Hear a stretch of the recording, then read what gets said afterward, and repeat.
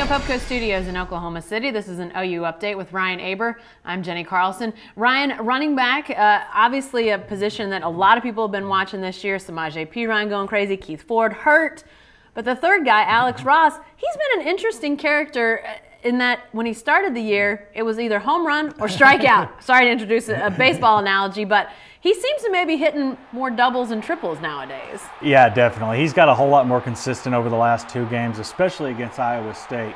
I looked at his average yards per carry if you take out his biggest carry in the game, and it's amazing how much it's gone up. He was sitting around 1 or 2 yards per carry outside of, like you said, that big home run carry until the Kansas State game when he jumped up to 5.5, and then at Iowa State was way up over 8. So you're seeing a much more consistent Alex Ross. Well, what's happening? Is he getting more comfortable? Is the line blocking better? Combination? What do you attribute it to? Well, I think the biggest thing is he's getting more comfortable. He's getting better at deciding, when to make the cut, when to hit the hole, getting a whole lot better at that. I mean, we've seen the speed that this guy has. On the kick return game with the 2 touchdowns he had, when they get him in open space, but also against Iowa State, they figured out ways to get him in a little bit of space to start, and then he makes that little space into some wide open spaces. Well, how does this play in the grand scheme? Because as I mentioned, Perine, really a bull in a china cabinet,